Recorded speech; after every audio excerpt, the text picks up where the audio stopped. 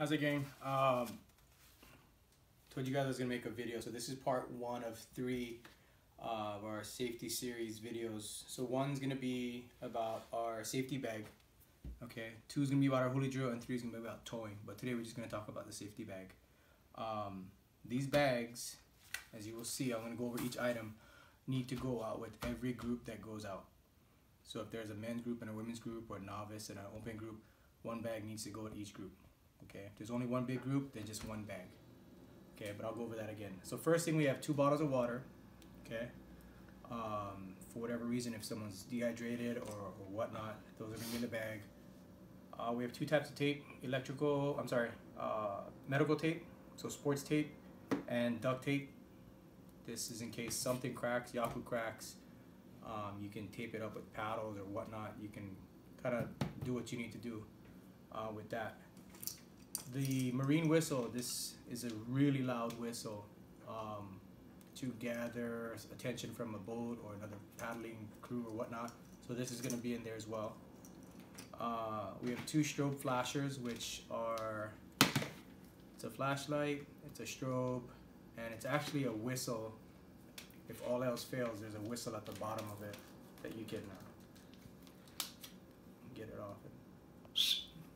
But that's neither here nor there. But that's we're gonna have 2 of these in there. Our strap, we're gonna have 1 spare ratchet strap.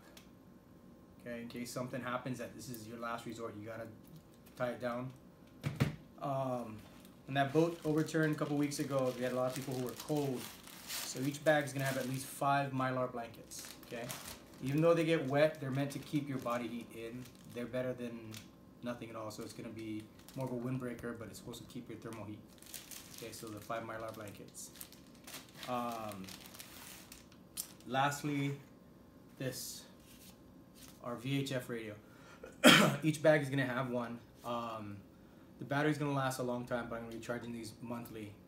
When you turn it on, okay, power button, all you have to do is, like it says, it's on channel 5. There's a button that says 16. That is our Coast Guard lifeguard channel. Okay, press 16.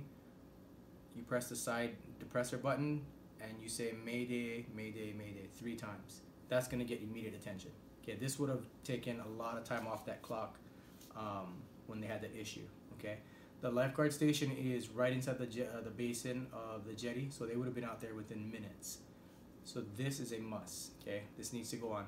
It doesn't have to be on while you guys are practicing, but it needs to be in the bag.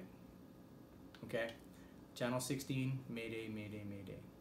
It's a good thing to know some of the landmarks in Mission Bay, Crescent Island, Fiesta Island, Vacation Island, or when you're on the ocean, look at the landmarks, roller coaster, all the way up to La Jolla, or going down towards Point Loma, say.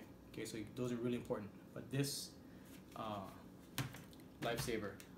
On that same note of communication, I'm not gonna ever mandate it, but I highly recommend getting a dry bag. For some of you guys who like to have your phones out there, you just drop your phone in a dry bag. Take it with you. In case of emergency, this, when you dial 911, automatically gets you in touch with CHP, which routes the call to the Coast Guard or lifeguard station. Okay, and you give them your location. But this is another thing that was not there that day. Okay, so these 2 things are super critical. Life vests are always going to be on the boat. We always count them before we head out. But I like to use this, especially my one-man. It's a personal life vest. Make sure your cartridge is properly attached. We're ready to go.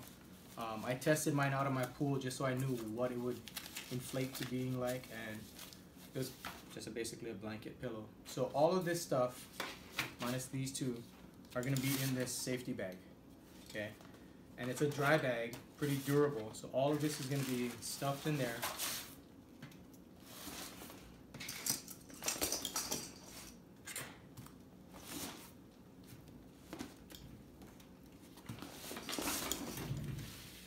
Just like this.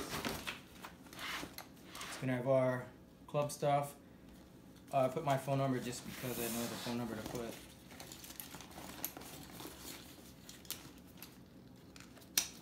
So I expect this to be either clamped to one of the straps or around the back yaku or wide, either one. But this has to go out with each, not every canoe, but each group. Okay, so those are safety bags. And this is non-negotiable. This has to go out with a group, okay? So that is our safety bag. To finish up the first video, a couple things I want to talk to you guys about. 2 canoe standard for going out, which they had that day. Those conditions are pretty rough, so even a seasoned crew would have had a hard time riding the boat. 2 canoes need to be in conjunction when you guys head out. First, understanding the weather conditions, knowing that what the tide's doing. I use Weather Underground, which is an app, gives you Doppler, gives you a bunch of information on what's happening in the ocean, okay?